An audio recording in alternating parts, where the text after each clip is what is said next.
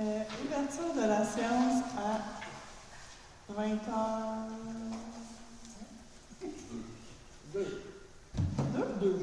20h02. Ça me prendrait un proposeur. Yvan Lapointe. C'est bon. Appuyé par Patrick Pilon. Tout le monde d'accord. Adoption de l'ordre du jour. Vous en avez tous copie. Est-ce que j'ai un proposeur? Michel Montaud, propose. Michel, appuyé par Patrick Pilon. Patrick. Tout le monde est d'accord? Oui. Adoption du procès-verbal du 18 décembre 2024. Ça me prend. Est-ce que tout le monde en a eu copie? Tout était beau. Est-ce que j'ai un proposeur? Denis Riquier, je propose. Appuyé par Michel Montaud. Michel. Tout le monde d'accord? Oui.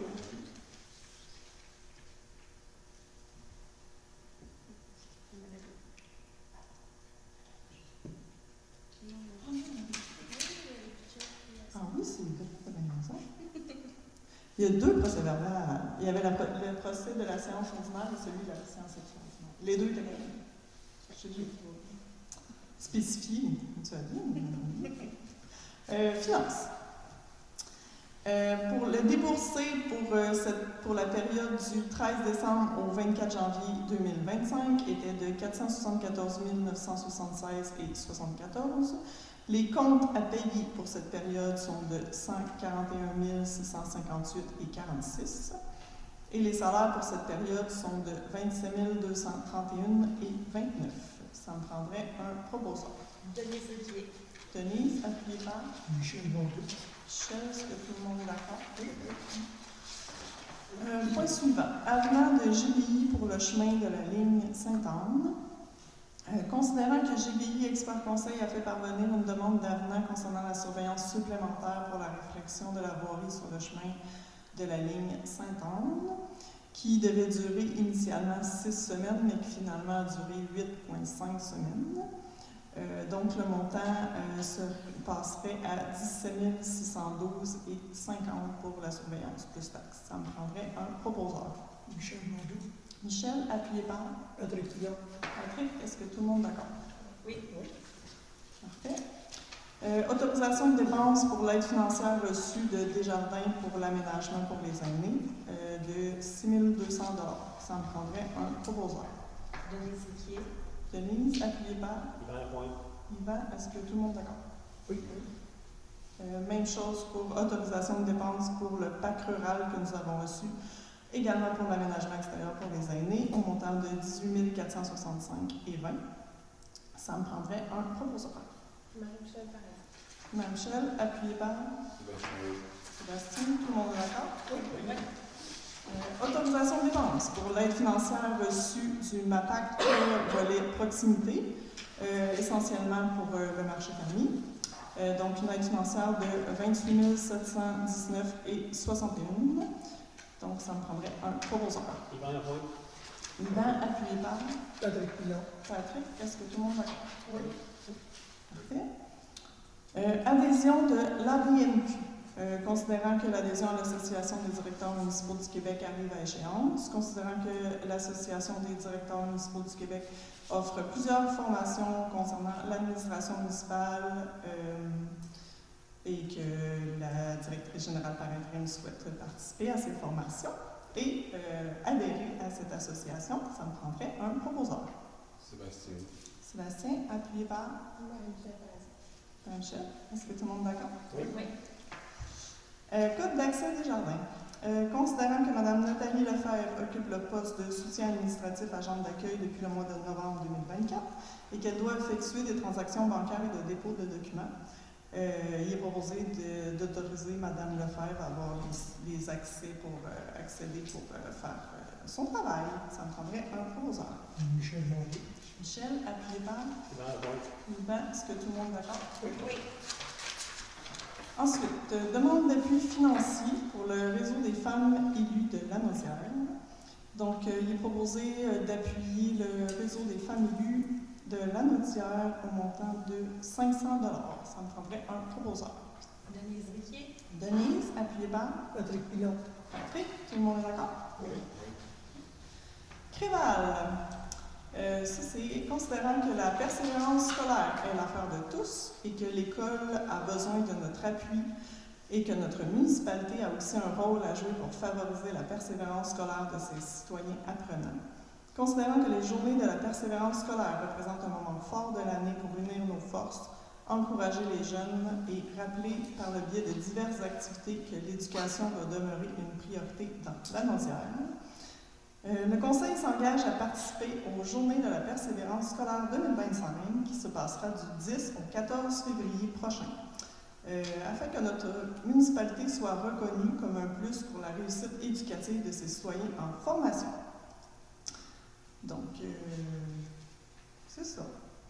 Je l'ai dit. Publier une photo des finitions de l'école, paiement des frais scolaires qu'on fait. On fait aussi les bourses pour les études. Voilà. Donc, il est proposé aussi de nommer Mme Marie-Michel Paradis en tant que déléguée en matière de réussite éducative. Ça me prendrait un proposeur. Marie-Michel Paradis. Marie-Michel, appuyez par. Dans la boîte. Yvan, est-ce que tout le monde est d'accord? Oui. Renouvellement d'adhésion pour le Conseil de développement bioalimentaire de la Naudière. Donc, il est proposé de renouveler l'adhésion au montant de 125 $. Ça me prendrait un proposeur. Marie-Michel Paradis. Marie-Michel, appuyez par. Patrick Pilon. Patrick, est-ce que tout le monde est d'accord? Oui. Parfait. Ressources humaines, 15 jours. Considérant le besoin de combler les postes de coordonnateur et d'animateur pour le 15 jours 2025, il est proposé de procéder à l'affichage d'un poste de coordonnateur et de 3 postes de moniteur. Ça me prendrait un proposeur. Marie-Michel Paradis.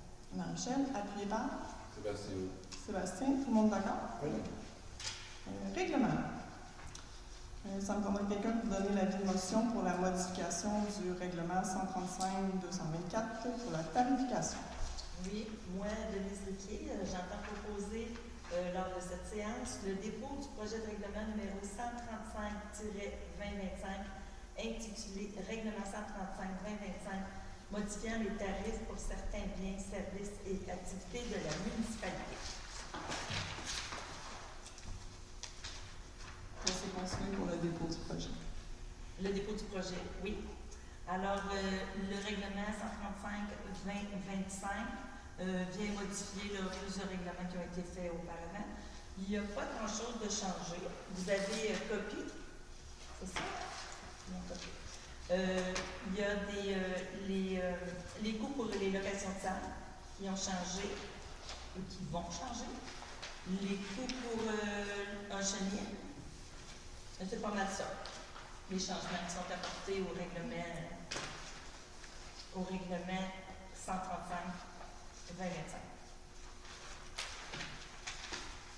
Alors, je vous propose. Ça me prendrait quelqu'un pour appuyer. Michel Mondeau. Michel, tout le monde d'accord? Oui. Ensuite, point suivant, adoption du règlement 434-2025. Taxation 2025. Ça, c'est l'adoption du règlement pour procéder à la taxation. Donc, c'est ça, comme on l'avait dit dans le projet, le taux de taxe va être de 0,435 par 100 $ d'évaluation. Sinon, les faux sceptiques restent à 80 $. Qu'est-ce qu'il y avait d'autre? La réfection de la ligne Sainte-Anne, le projet de règlement d'emprunt, la taxe spéciale est de 0,0096. J'ai dit ligne? Ah, excusez. La ligne Sainte-Anne, il n'y a pas de... Le rang Sainte-Anne. Ensuite... les égouts, hein, c'est ça que je cherchais. Ah, j'avais pas ça. Merci, Sébastien. Les égouts, 372,53 par logement. Donc, ça me prendrait un proposeur. Sébastien. Sébastien, appuyé par Michel Mondeau. Michel, tout le monde d'accord? Puis on a laissé 6 versements pour aider. Si vous voulez payer plus vite, vous pouvez, mais au moins ça laisse la chance à ceux qui voudraient l'étaler, de l'étaler sur plus longtemps. Mandat électricité pour l'espace culturel Jean-Pierre Ferland. Considérant le besoin d'installer des enseignes de sortie d'urgence, considérant que nous avons reçu une soumission pour l'installation de ces enseignes, il est proposé d'octroyer à l'entreprise F. Braconnier Électrique Inc. pour un montant de 2 299,35 plus taxes applicables. Ça me prendrait un proposeur. Patrick qui la propose. Patrick, appuyé par Denise Duquier. Denise, est-ce que tout le monde est d'accord? Oui. Mandat éclairage. DH Éclairage Inc., considérant le programme de subvention OSE de Hydro-Québec, qui offre des appuis financiers pour l'achat et l'installation d'équipements de systèmes visant une utilisation plus efficace de l'électricité dans les bâtiments à vocation commerciale, institutionnelle et industrielle. Considérant que la municipalité a signé une entente avec DH Éclairage Inc. afin de bénéficier de cette aide financière du programme OSE de Hydro-Québec pour la conversion au DEL des lieux municipaux. Donc, c'est ça, il est proposé d'octroyer le contrat à DH Éclairage Inc. pour l'installation des lumières DEL dans les lieux municipaux tels que la zone ado, la salle municipale et le terrain sportif, au montant de 6 937,28 plus taxes. Ça, c'est notre portion à nous, quand la portion totale est pour, la subvention était d'une 50 000 $. Donc, ça me prendrait un proposeur. Denise Duquier. Denise, appuyez par. Yvan Lapointe. Yvan, est-ce que tout le monde est d'accord? Demande de prolongation pour le Fonds pour l'accessibilité. Considérant que la municipalité a reçu une subvention pour le programme accessibilité pour faire une sortie accessible à l'espace culturel Jean-Pierre Ferland. Considérant que nous n'avons pas pu mener à terme ce projet encore. Donc, il est proposé, vu que la date de fin était le 5 février 2025, de demander une prolongation jusqu'au 5 février 2026 afin de réaliser les travaux. Ça me prendrait un proposeur. Denise Duquier, je propose. Denise, appuyée par Sébastien Huot. Sébastien. Est-ce que tout le monde est d'accord? Oui. Travaux publics et voiries. Le PAVL, chemin de la ligne Sainte-Anne. Dans le fond, c'est une résolution pour dire que les travaux sont terminés et faire la reddition de compte et leur envoyer l'avis de conformité. Ça me prendrait un proposeur. Michel Mondeau. Michel, appuyé par Patrick Pilat. Patrick. Est-ce que tout le monde est d'accord? Oui. Ensuite, prochain point, c'est une demande au ministère des Transports pour sécurisation de la route 347 pour une voie cyclable entre le rang sud et, dans le fond, sur la 347, entre le rang sud et le chemin Saint-Hubert. Étant donné qu'il y a vraiment beaucoup de vélos qui passent par là, ils arrivent du rang sud puis ils vont rejoindre Saint-Hubert pour aller rejoindre la route verte et qu'il n'y a pas du tout d'accotement, donc c'est très dangereux. Donc, on demanderait une sensibilisation et, si possible, de faire un accotement cyclable sur cette portion au ministère des Transports. Ça me prendrait un proposeur. Yvan Lapointe. Yvan, appuyé par Marie-Michel Michel. Est-ce que tout le monde est d'accord? Oui. Loisirs et culture. Demande d'aide financière à Desjardins. C'est une demande d'entente triennale pour les activités familiales. Donc, en gros, les fêtes de la famille, la Saint-Jean, l'Halloween, la parade de Noël. Ouais, c'est ça. Tout le monde fait, Pâques. Donc, il est proposé de demander un montant dans le fond, ça revient à 2 000 $ par activité, donc soit 10 000 $ par année. Sur 3 ans, ça fait 30 000 $. Ça me prendrait un proposeur. Marie-Michel Paradis. Marie-Michel, appuyée par Sébastien Huot. Sébastien. Est-ce que tout le monde est d'accord? Oui. Demande de commandite au Fonds de la culture de Québécois pour l'Ordre. Considérant que le soutien philanthropique de Québécois a pour objectif de soutenir des organismes qui participent au mieux-être de la collectivité et qui respectent les valeurs de l'entreprise en ce qui a trait à la diffusion de la culture, au soutien de la relève et à la promotion de l'excellence au développement durable. Considérant que la municipalité de Saint-Norbert souhaite procéder à la restauration de l'orgue Mitchell situé à l'espace culturel Jean-Pierre Ferland, il est proposé de demander une commandite pour la balance de l'orgue qui n'était pas financée, donc 260 000 $ sous forme de commandite. Ça me prendrait un proposeur. Denise Duquier. Denise, appuyée par Marie-Michel Paradis. Michel. Est-ce que tout le monde est d'accord? Oui. Demande d'aide financière à Desjardins pour une borne de réparation de vélo.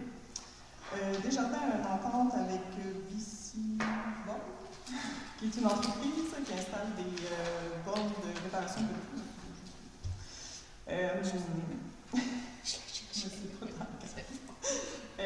c'est ça. Puis, dans le fond, Desjardins ont installé des bornes de réparation de vélos dans quelques secteurs. Puis, on aimerait ça en avoir une à Saint-Norbert, étant donné que, surtout à l'espace culturel, étant donné que c'est une halte cycliste importante.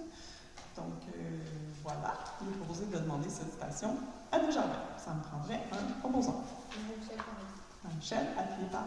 Yvan Lapointe. Est-ce que tout le monde est d'accord? Oui. Parfait. On a eu une demande d'appui de l'OBNL de l'espace culturel Jean-Pierre Ferland pour un projet de musée dans la maison de Jean-Pierre Ferland. Donc, il s'agit d'un appui non financier, mais nous sommes ravis d'appuyer ce projet muséal, si cela peut aider. Donc, ça me prendrait un proposant. Patrick Pilon me répond. Patrick, appuyé par Denise Inquiet. Denise, est-ce que tout le monde est parfait? Suivi affaires nouvelles. Du 10 au 14, c'est la semaine de la persévérance scolaire. Ensuite, le 14, on n'a pas de séance le 14 février cette année. Vous allez pouvoir faire un souper d'amoureux. Sinon, un petit autre chose qui s'en vient rapidement. Les taxes. Ah oui, les taxes. Vous allez pouvoir reconnaître. Mais c'est Je pas- suis là-dedans. Oui. À part de ça. Pour C'est l'instant. tout, je pense, pour l'instant. Donc, voilà, question.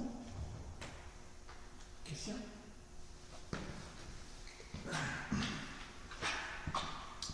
Bon apport.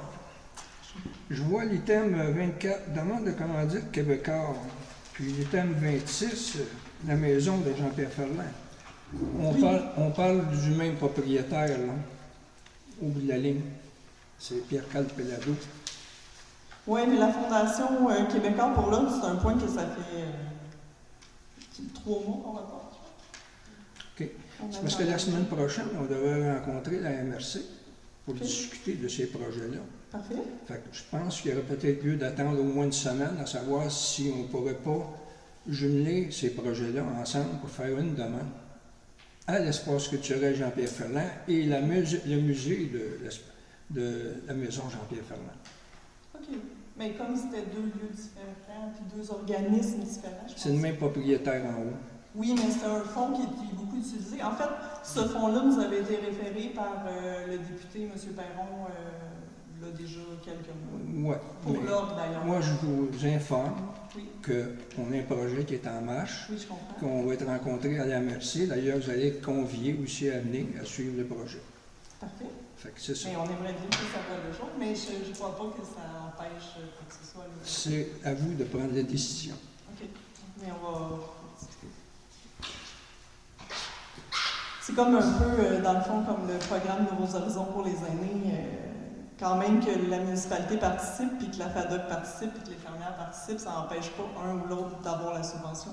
Il y a même une année que les 3 l'ont eu, mais c'est pas. Surtout que là, c'est pas du tout dans le même milieu, puis c'est pas du tout la même demande. Mais on. décision. Regardez.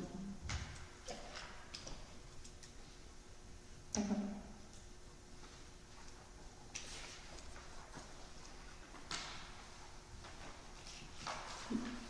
Charles Robert. Le point 21. Oui. Vous dites dans tous les travaux, c'est correct, c'est très bien. Bien, c'est sûr qu'il y a la retenue de. On avait parlé de petites bosses, là. Oui. Je pense pas que c'est particulier. Je dis que c'est correct. Il faut arrêter le travail. S'il y a de retenue qui est mis, ça n'enlève pas la retenue reste là pour le moment, quand le final n'aura pas été passé. OK. Puis il faut attendre au printemps pour le final. Parfait. Surtout au niveau du gouvernement. La retenue est toujours là. OK. Parfait. Hein? Est-ce que j'avais pas? Mais là, on va fermer comme le. Il faut former le projet. Oui. Parce que nous- Oui, c'est ça. Parce que nous, pour la subvention, il fallait vraiment qu'on finisse les travaux en 2024. OK. Puis là, ben, on peut récupérer nos sous aussi. On a payé l'entrepreneur, mais on aimerait ça recevoir. Est-ce qu'il y avait une autre question?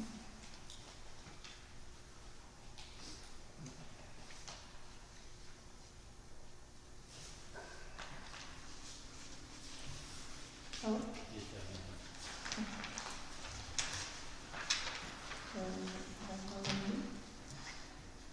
D'accord.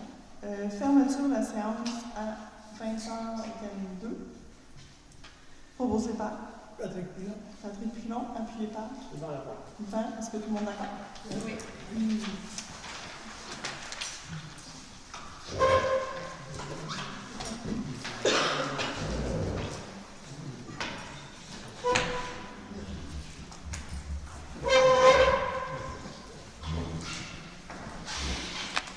Si vous avez des choses